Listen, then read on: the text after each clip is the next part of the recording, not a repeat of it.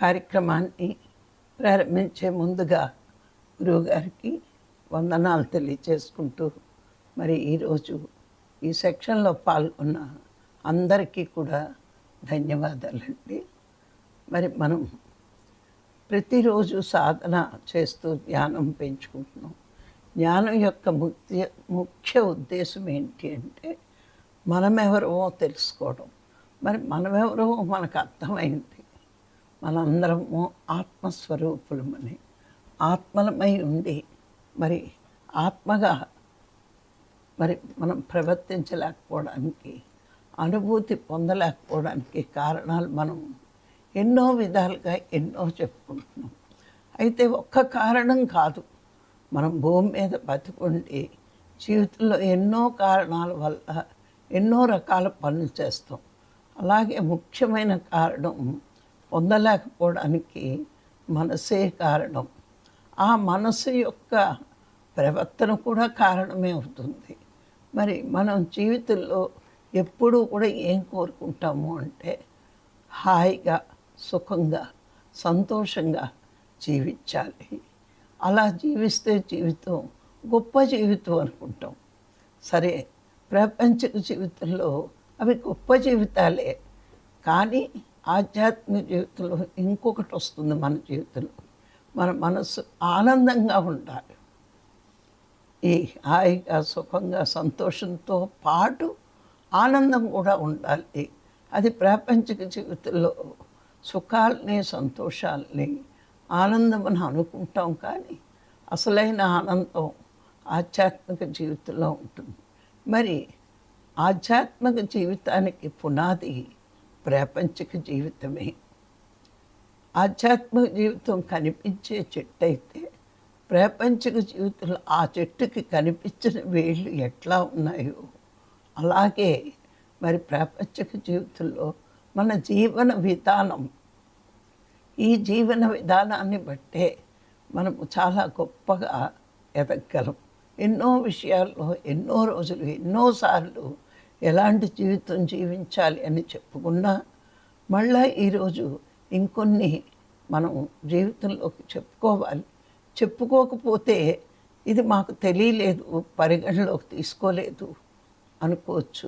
లేకపోతే గొప్ప గొప్ప ఉపమానాలు చెప్పుకుంటూ వాళ్ళు అలా ఉన్నారు, వీళ్ళు అలా ఉన్నారు, వాళ్ళు సాధించలేదా, మేము కూడా సాధించగలము అనుకుంటారు. అందరూ సాధించగలరు.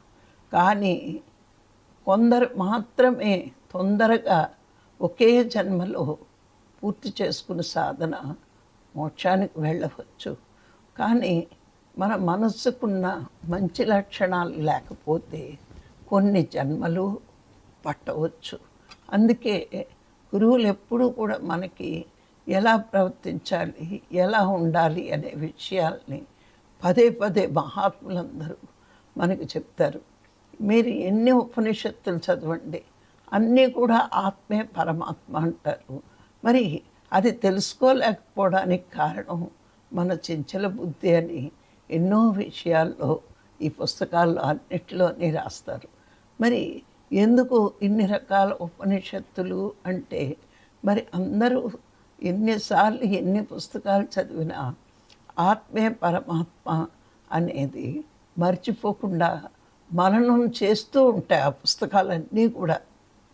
మరి ప్రవర్తన ఎట్లా ఉంటే మనం ఎదుగుతాము అన్నది చెప్పడానికే, మనం తెలుసుకోలేని విషయాల్ని తెలియపరచడానికే అన్ని బుక్స్ మన ముందుకి వచ్చాయి, మనం చదవడానికి వీలయ్యింది.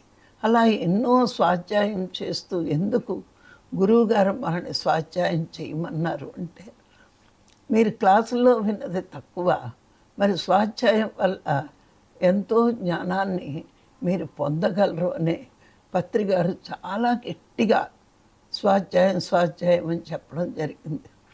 చాలామంది వాళ్ళ పుస్తకాలే చదవమంటారు. కానీ పత్రిసారి మాత్రం సత్యం తెలుసుకోవడానికి మీరు ఎక్కడికైనా అన్వేషించాలి. ఆ అన్వేషణే మీ తపనను తెలియపరుస్తుంది. మీ స్వాధ్యాయమే మీరు పొందిన జ్ఞానాన్ని తెలియపరుస్తుంది. ఎక్కడ సత్యం తెలుస్తుంది, ఎక్కడ ధర్మం తెలుస్తుంది అని, ఏ పుస్తకంలో తెలుస్తుంది అని నిరంతర అన్వేషణ చేసినప్పుడు మనకి ఆత్మ మీద ఎంత శ్రద్ధ ఉందో అర్థమవుతుంది. మరి అది చదివేక నేర్చుకున్నప్పుడు జ్ఞానం మీద ఎంత శ్రద్ధ ఉంది, మనకి భగవంతుడి మీద భక్తి ఉండాలి, శ్రద్ధతో ప్రయత్నించాలి. ఈ రెండు ఉన్నప్పుడే మనము జీవితంలో అన్నీ సాధించగలము. భగవంతుడి మీద భక్తి లేకుండా, మన ప్రయత్నంలో శ్రద్ధ లేకుండా ఏదీ సాధించలేము. అందుకే ఇవన్నీ ఎందుకు తెలుసుకోవాలంటే, మనం ఇంకా ఎక్కడైనా లోటు చేస్తున్నామా, ఇది కూడా ప్రయత్నించాలి నా జీవితంలోకి అన్న విషయం మనం పదే పదే మననం చేసుకుంటూ ఉండాలి. మరి హాయిగా ఉండాలని ఎప్పుడు ప్రతి ఒక్కళ్ళు కోరుకుంటారు. నా జీవితం ఏ చిన్న కష్టం వచ్చినా చెప్పేస్తారు, శాంతి లేదు, హాయి లేదు, సుఖం లేదు అని. అంటే ఎందుకు లేదు? ఒక్కసారి విచారణ చేసుకుంటే, మరి మహాత్ములు చెప్పిన విషయం ఏంటంటే, నువ్వు హాయిగా లేవు అంటే ఎదుటి వాడిని హాయిగా ఉండనివ్వట్లేదు. సృష్టి ధర్మం ఏంటి అంటే, నువ్వు సృష్టికి ఏది ఇస్తావో అదే పొందుతావని మన గురువుగారు మనకి ఎన్నో సందర్భాల్లో చెప్పారు. సృష్టికి నువ్వు ఇచ్చిందే సృష్టి నుంచి నువ్వు పొందుతావు. సృష్టి అంటే సృష్టిలో ఉన్న అన్ని జీవులు, అంటే ఈవెన్ మన ఫ్యామిలీలో వాళ్ళు కూడా సృష్టిలో ఒక భాగమే. మనము ఎప్పుడూ ప్రేమించాం, మనకు ప్రేమ కావాలనుకుంటాం. అట్లాగే మనం హాయిగా ఉండవు, ఇతరులను హాయిగా ఉండనివ్వం. కారణం, మరి ఇతరులను హాయిగా ఉండనిస్తే మనం కూడా హాయిగా బతుకుతాం. మనకు నోరుకి ఖర్చు లేని పని కదా అని ఎప్పుడు ఎవరో ఒకళ్ళు ఏదో ఒకటి అన్నామనుకోండి, బాధ పెట్టామనుకోండి, మనం బాధపడాలి. అందుకే మహాత్ములు మౌనం ఎంత గొప్ప వరమో మానవుడికి అంటాడు. ఎందుకు అంటే శక్తి ఆదా అవుతుంది, రెండు కర్మలు రావు. మనకు తెలియకుండానే మాట్లాడేస్తూ ఉంటాం. ఎదుటివాడిని హాయిగా ఉండనివ్వకుండా కొంతమంది పనివాళ్ళని కానీ, కోడళ్ళని కానీ, భార్యలను కానీ మనం చూస్తే ఖాళీగా ఉన్నారు కదా అని ఇంకో ఏదో పని ఎక్స్ట్రా చెప్తూ ఉంటారు. అలాగే కింద ఉద్యోగులకి ఎక్సెస్ పని చెప్తారు, ఆ జీతం ఇస్తున్నాం, బోల్డ్ జీతం ఇస్తున్నాం అంటూ ఉంటారు. కానీ మీరు ఒప్పుకున్న పని వాడు పని చేస్తాడు, అది కొంచెం తేలిగ్గా ఉంటే వాడికి హాయిగా ఉంటుంది. కానీ ప్రతి క్షణము భగవంతుడు మనల్ని గమనిస్తున్నాడని ఎరుకని మరిచిపోయినప్పుడు మనం ఇట్లాంటి పనులు చేస్తూ ఉంటాం. అందుకే ఎదుటి వాడిని హాయిగా ఉండనిస్తే మనం హాయిగా ఉంటాం. అలాగే తాను సుఖపడాలి అంటే ఎదుటి వాడిని సుఖంగా ఉండనివ్వాలి. ఆ సుఖం ఎలా వస్తుంది నీకంటే, ఇస్తే వస్తుంది సుఖమైన ధనమైన. మరి నేను సుఖపడిపోవాలి అనుకుంటున్నావు, కానీ నీ చుట్టూరు నీ కింద వాళ్ళే ఎప్పుడైనా సుఖంగా ఉండనిస్తే నీకు సుఖం దొరుకుతుంది. వాళ్ళని సుఖంగా ఉండనివ్వకపోతే నీకు సుఖం రాదు. మరి ఎందుకు ఇలా ప్రవర్తిస్తున్నాం అంటే, ప్రాపంచిక విషయాల్లో ఆసక్తి ఎక్కువై అక్కర్లేని చెత్తంతా చుట్టుపక్కల వాళ్ళ నుంచి పోగేసినప్పుడు ఏదో ఒక చెత్త విషయం మన మనస్సుకి హత్తుకుంటుంది. ఇలా హత్తుకోవడం వల్ల మనం కూడా ఈ మధ్య ఎక్కువ ఆడవాళ్ళని చెడగొట్టేది టీవీ సీరియల్స్. ఈ సీరియల్స్ ఎక్కువ చూస్తున్నారు. అదంతా నటనే అని ప్రాపంచిక జీవితంలో ప్రతి వాడు అర్థం చేసుకున్నప్పుడు కాలక్షేపానికి చూడాలి, కానీ జీవితంలో అది అప్లై చేయడానికి ప్రయత్నించకూడదు. బయట ప్రపంచంలో జరుగుతున్నవన్నీ కూడా చూస్తూ వల్ల, కళ్ళ వల్ల, చెవుల వల్ల మనసు చాలా చెడ్డ ప్రభావం లోనవుతుంది. అందుకే మనం ఆధ్యాత్మిక విషయాలు విన్నప్పుడు, మరి మన గురువు గారి దగ్గరికి వచ్చాక మనందరం నేర్చుకున్నవి, చిన్న చేప పిల్లను కూడా బాధ పెట్టకూడదు, హింస చెయ్యకూడదు. అది తినడం మానడమే కాదండి, మాటల ద్వారా చేతల ద్వారా కూడా బాధ పెట్టకూడదని మనం ఎన్నో సందర్భాల్లో బాధ పెట్టకూడదు అనుకున్నాం, కానీ వాటిని అనుకున్నాం, కానీ మానవులు కూడా బాధ పెట్టకుండా ఉండాలి అని, నేనేం తప్పు చేస్తున్నానని ఎప్పటికప్పుడు ఎవరికి వాళ్ళు విచారణ చేసుకున్నప్పుడు ఎక్కడైనా నేను తప్పు ఎక్కువ చేస్తున్నాను అని, నాకు దక్కలేనివి ఇప్పుడు మనం సుఖం కానీ సంతోషం కానీ ఇవన్నీ నాకు లేవు అంటే నేను ఎవరికీ ఇవ్వట్లేదేమో అనేది ఒక్కసారి మనం విచారణ చేసుకుంటే మనకు అర్థమవుతుంది మన తప్పు ఏంటో అన్నది.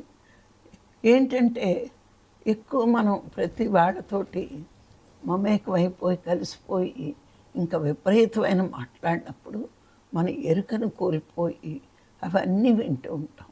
అవన్నీ వినడం వల్ల నష్టం ఏం జరుగుతుందంటే, గురువుల ఆధ్యాత్మిక విషయాలు ఎన్నో మంచి విషయాలు చెప్పినప్పుడు, ఇప్పుడు దామోదర్ సార్ చెప్పారు స్మృతి అని, మన స్మృతిలో లేకుండా పోతాయి. చెత్తను పోగేసినప్పుడు మంచిగా చోటు ఇవ్వకుండా అయిపోతుంది. అందుకే మరి పూర్వకాలంలో ఈ జనాలకు దూరంగా వెళ్ళిపోయి వాళ్ళ దృష్టి పరమాత్మ చింత లేకుండా పరుల చింత వస్తుందేమో అని భయపడి జనానికి దూరంగా వెళ్ళిపోతున్నారు. కానీ ఇప్పుడు జనానికి దూరంగా వెళ్ళినా అక్కడ శాంతి ఉండదు అని తెలుసుకుని మరి బుద్ధ భగవానుడు మధ్య మార్గం సంసారంలో నిర్మాణం అని, ఎక్కడికి వెళ్ళక్కర్లేదు, ఇంట్లోనే ఉండి చేసుకోవాలి అని చెప్పడానికి కారణమైంది. ఇప్పుడు అలాంటి పరిస్థితులు లేవు. హిమాలయాలకు వెళ్దాం ఉన్న టూరిజం ఎక్కువైపోయింది, అక్కడ కూడా జనం బాగానే వస్తున్నారు. అందుకే మనం ఎక్కడికి వెళ్ళక్కర్లేదు, ఇంట్లో ఉండి మన ప్రవర్తన మార్చుకుంటే సరిపోతుంది. మరి ఆ ప్రవర్తన మార్చుకోకుండా మనం ఎదుటి వాళ్ళని హాయిగా ఉండనివ్వకపోతే మన జీవితంలో హాయి రాదు. ఎదుటి వాళ్ళని సుఖంగా ఉండనివ్వకపోతే మన జీవితంలో సుఖం రాదు. ఎదుటి వాళ్ళని సంతోషపెట్టకపోతే మనకి సంతోషం రాదు. అందుకే చెప్తారు, సృష్టికి నువ్వేమిస్తే నీ జీవితంలో అదే పొందే అర్హత నీకు వస్తుంది. దానికి గురువుగారు ఏం చెప్పారు, నీ కింద వాళ్ళ మీద ఇవన్నీ చూపించు, నీకంట తక్కువ వాళ్ళ మీద, నీ పైవాడు నీ జీవితం ఇట్లా ఉండడానికి నిర్దేశిస్తాడు. మనకంట కింద వాళ్ళని మనం ఎంతో ప్రేమగా ఇవన్నీ హాయి సుఖము సంతోషం ఇస్తే మన పైవాడు మనకి ఇచ్చే దారిని చూపించి ఇస్తాడు. ఇక రెండవది, ప్రాపంచిక విషయాల్ని ఎక్కువగా నువ్వు తీసుకోవడం వల్ల ఆధ్యాత్మిక విషయాల్లో మరి వెనకబడిపోతాం. వెనకబడిపోవడం వల్ల నష్టం ఏంటి అంటే, మళ్ళా మనమే చెప్తాం, ఇన్ని రోజుల నుంచి ధ్యానం చేస్తున్నాం, ఇన్ని రోజుల నుంచి భీమవరం వెళ్తున్నాం, ఇన్ని రోజుల నుంచి జూమ్ వింటున్నాం, కానీ మేము ఒక క్లాస్ చెప్పలేకపోతున్నాం, మాట్లాడలేకపోతున్నాం అంటే మీ జీవితంలో ఇది రాకపోవడానికి కారణం వేరెవరో కాదు, మీరే. ప్రాపంచిక విషయాల్లో ఎలా ఉన్నాను అనే విచారణ చేసుకుంటే దేనికి నేను ప్రయారిటీ ఇస్తున్నాను. ఎక్కడికి వెళ్ళకపోతే, చుట్టాలు ఇంటికి వెళ్ళకపోతే బాగోదు, పక్కింటి వాళ్ళు పిలిచారని వెళ్ళకపోతే బాగోదు. ఇట్లాంటివన్నీ కూడా మనం ఆసక్తిగా వెళ్తున్నాం. ఎక్కడ మన ఆధ్యాత్మికతలో లోపించిపోతుందో అనే భయం మనకుంటే ప్రాపంచిక విషయాలు కానీ ఇవన్నీ కూడా మనం దూరంగా ఉంటాం. ఎందుకు అంటే చిన్న లాభం కోసం వెళ్ళి పెద్ద నష్టం పొందుతాం. చిన్న లాభం ఏంటో తెలుసా, మన వాళ్ళని కలుస్తున్నాను అనే చిన్న ఆనందం. కానీ మన ఆధ్యాత్మికత ఒక్కసారి వెళ్ళినందుకు ఎన్ని రోజులు ధ్యానం పోతుంది అన్నది పెద్ద నష్టం. ఇది గమనించినప్పుడు వాటికి దూరంగా ఉంటాం. తప్పదు అని వెళ్తే 10 నిమిషాలు కనబడి వాళ్ళు మనకి తోటి సోదేసే అవకాశం లేకుండా మనం వచ్చేయగలుగుతాం. అందుకే ప్రపంచకానికి కొంచెం దూరంగా ఉంటే ఆధ్యాత్మికతలో ముందుంటాం. ముందున్న కొద్దీ ఆనందం వస్తుంది మనకి. ఎందుకు ఇలా ఉండాలి అంటే, నీకు ఆనందం కావాలా, ఆధ్యాత్మికతలో ముందుండాలని కోరుకో. ఆధ్యాత్మిక సాధనలో ముందుండాలి, జ్ఞానంలో ముందుండాలి, స్వాధ్యాయం చేయడంలో ముందుండాలి, క్లాసులు చెప్పడంలో ముందుండాలి. ఇలాంటి కోరికలు నీ మనసులో పుట్టినప్పుడు నీకు ఏ కోరిక కలుగుతుందో ఆ ప్రయత్నమే చేస్తావు. ఇప్పుడు చూడండి, మనకి ఈవేళ మెనూలో ఒక కూర చెయ్యాలనుకుంటాం. నువ్వు మనసులో అది అనుకున్నావంటే ఆ ప్రయత్నమే చేస్తావు. ఇలా ఈ విషయం కూడా అంతే. ప్రాపంచికం కానీ ఆధ్యాత్మికత కానీ మనసులో ఏ కోరిక ఉంటే దానికోసమే ప్రయత్నం చేస్తాం. మరి మనసులో ధ్యానము అనే కోరిక ఉంటే అదే చేస్తాం. జ్ఞానం పొందాలి అనుకుంటే మరి నిరంతరము స్వాధ్యాయం చేస్తూ ఉంటాం. కొత్త విషయాలు ఏం దొరుకుతాయి అని చదువుతూ ఉంటాం. ఎప్పుడు గమనించండి, చదివిన పుస్తకం పక్కన పెట్టినా మళ్ళా చదివితే మళ్ళా కొత్త విషయాలు మనకి తెలుస్తూనే ఉంటాయి. ఇవి క్లాస్ పుస్తకాలు చదివేసి పక్కన పారేసేవి కాదు, మళ్ళా రివిజన్ చేయాల్సిందే. అప్పుడు ఆధ్యాత్మికతలో ముందున్నప్పుడు అంతులేని ఆనందం పొందుతాం. ఈరోజు నేను కానీ రాఘరావు గారు కానీ చాలామంది అంటారు ప్రతి చోట, ఈ వయసులో ఈవిడెట్లా తిరుగుతుందని. వాళ్ళు స్టేజ్ మీద నేను కూర్చున్నప్పుడు గుర్తు చేస్తే, ఓ నాకు ఇప్పుడు 74 ఏళ్ళు అనమాట అని నా వయసు నేను గుర్తు వస్తూ ఉంటుంది. లేకపోతే మా రొటీన్ లైఫ్లో ఎంతసేపు రావడం, ఏమైనా పనులు ఉంటే ఆయన చూసుకుంటారు, నేను చూసుకుంటాను. నేను నిరంతరము ఏ కొత్త సబ్జెక్టు చెప్పాలి అని పుస్తకాలు తిరగేస్తూ కూర్చుంటాను. మరి మైండ్ అరిసిపోయినట్టు అనిపిస్తే వెంటనే ధ్యానంలో కూర్చుంటాను. రిలాక్సేషన్కి ఏమీ పనులు చేయను. మైండ్కి రెస్ట్ కావాలంటే కాసేపు అరగంటో పావు గంటో ధ్యానం చేస్తే అది రెస్ట్ వస్తుంది. అప్పుడు మళ్ళా మనం పుస్తకం ఫ్రెష్గా చదవచ్చు అని. ఈ రొటీన్ లైఫ్లో ఈ టైం టేబుల్లో మా ఇద్దరికీ కూడా మా వయసు గుర్తురాదు. ఎందుకంటే దాని మీద దృష్టి లేదు. చెయ్యాలి, చెప్పాలి, వెళ్ళాలి అనే దృష్టిలో. అందుకే ఆ స్మృతిలో లేనప్పుడు మరి ఇలాలో ఎందుకు వస్తుంది అంటే మనకి రాదు. మరి మనకి చాలామందికి ఆ జ్ఞానం తక్కువగా ఉన్నప్పుడే భయం ఎక్కువగా ఉంటుంది. ఇప్పుడు ప్రాపంచిక విషయాలకు అనర్గళంగా మాట్లాడేస్తారు అందరూ. మరి ఆధ్యాత్మిక విషయం వచ్చేటప్పటికి నాకు మైక్ పట్టుకోవడం భయం అంటున్నారు. అంటే ఏంటి? ఎవరికి వాళ్ళు గమనించండి. మనలో ఆ జ్ఞానం తక్కువైనప్పుడు నేను చెప్పలేనేమో అనే భయం లేదు, అవతల వాడికి తెలిసిన విషయాలు నేను తప్పుగా చెప్తానేమో అని భయం. మరి ప్రాపంచిక విషయాలు కొత్త వాళ్ళ దగ్గర కూడా అనర్గళంగా మాట్లాడిన మనము ఇన్ని సంవత్సరాల నుంచి ఆనందంగా మాట్లాడలేమా అంటే భయం ఎందుకు వచ్చిందంటే దాని మీద పరిచయం లేక ఏమన్నా చెప్తే ఏమన్నా అనుకుంటారేమో అని. ఏ భయమో అవసరం లేదు. ఎన్నో సబ్జెక్టులు మీరు వింటున్నారు, ఏదో ఒకటి ఎత్తుకోవచ్చు. మీరు ముందే అనుకోండి, రేపు నన్ను పిలిస్తే నేను ఏదో ఒకటి ఎత్తుకోగలను. ఆ ధైర్యాన్ని మీ మనసుకి ఇస్తే ఆ భయాన్ని పోగొట్టుకోవచ్చు. మరి భయాన్ని ఆహ్వానిస్తున్నావు రోజు. భయాన్ని ఆహ్వానించొద్దు, ధైర్యాన్ని ఆహ్వానించండి. నేను ప్రాపంచిక విషయంలో కొత్త వాళ్ళు కనబడినా అనర్గళంగా మొదలెట్టేస్తాం. మీ పిల్లలు ఎంతమంది అండి? మీ అమ్మాయికి సంబంధం కుదిరిందా అండి? పిల్లలు పుట్టారా అండి? కొడుక్కి పెళ్ళయిందా అండి? ఉద్యోగం వచ్చింది? ఇలాంటి ఎన్ని విషయాలు గుర్తు చేసుకుని మాట్లాడేస్తాము. మరి ఆధ్యాత్మిక విషయం వచ్చేటప్పటికి ఎందుకు భయం వస్తుంది? మీకు చాలా విషయాలు తెలుసు, గుణాల గురించి తెలుసు, పంచకోశాల గురించి తెలుసు, మనసు గురించి తెలుసు, బుద్ధి గురించి తెలుసు. మరి ఇన్ని విషయాలు మీ స్మృతిలో ఎందుకు ఉంచుకోలేకపోతున్నారంటే ప్రాపంచిక విషయాల ప్రాముఖ్యతను ఎక్కువైపోయి ఆధ్యాత్మిక విషయాలు వెనక్కి వెళ్ళిపోతున్నాయి. మళ్ళీ ఇలా చెప్పలేను అని బాధ. అందుకే నాకేమీ తెలియదు కాదు, నేను ఎన్నో నేర్చుకున్నాను అనుకోండి. మీరు నేను ఈ 5 సంవత్సరాల నుంచి జూన్లోకి వెళ్ళి భీమవరం వెళ్ళి ఎన్నో సంవత్సరాలు నేర్చుకున్నాను. చదివిన పుస్తకమే చదవండి, రాసుకున్న నోట్సే తిరగేయండి, మీకు అన్నీ వచ్చినట్టుంటాయి. రాసి పక్కన పెట్టడం కాదు, ఖాళీగా ఉన్నప్పుడు తిరగేయండి. ఒకసారి ప్రయత్నించండి. నేను ప్రపంచంలో మాట్లాడుతున్నాను కదా, ఇప్పుడు కూడా మాట్లాడగలను అని ప్రయత్నం చెయ్యాలి. ప్రయత్నమే చెయ్యకపోతే ఎప్పుడూ ఏదీ సాధించలేరు. ప్రయత్నంతోటే మనకి ఒక్క అడుగు వేయడానికి ధైర్యం చేస్తే ఆ తర్వాత ఎన్నో అడుగులు మనం వేయొచ్చు. ఇంకొకటి, ఎప్పుడు మనము పరమాత్మకి, గురువుకి, ప్రకృతికి, ప్రతి వాళ్ళకి కూడా కొంచెం వినయంగా ఉండడం నేర్చుకోవాలి.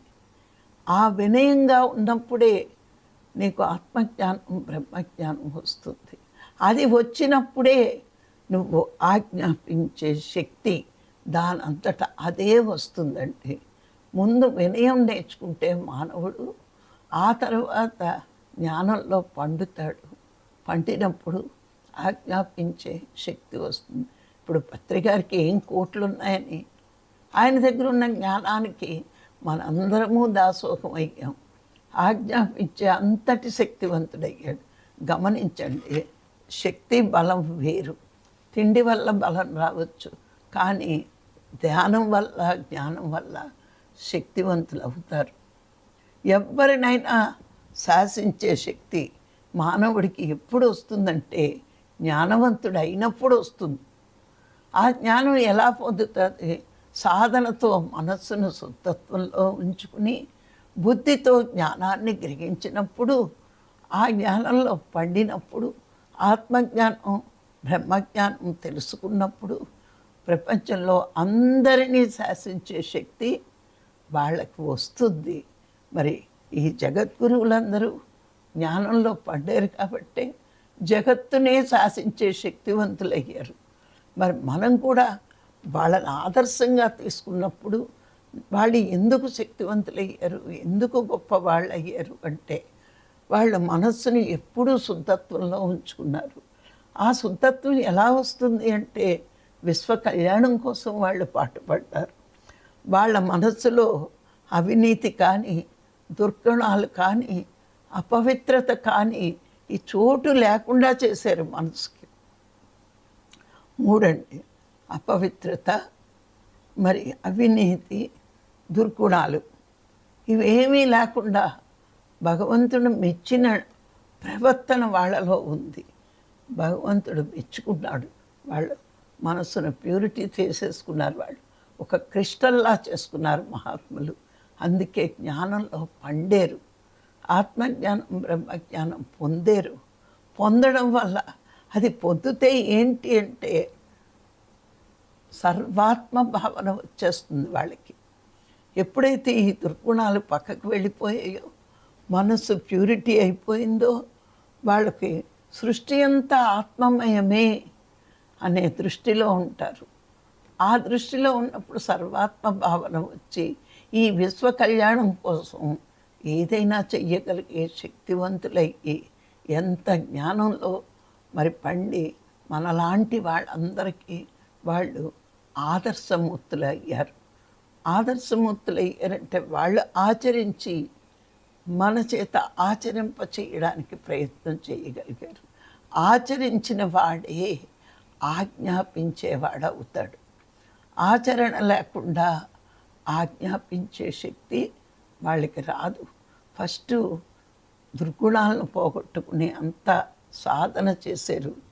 పక్కనే ఏది ఉన్నా ఇక చెలించని మనస్తత్వంలోకి వచ్చేసారు. ఎదురుగుండా ఏది కనపడినా వాళ్ళు పాత వాసనలు ఉండవు. వాళ్ళకి కొత్తగా వాసనలు తయారవు.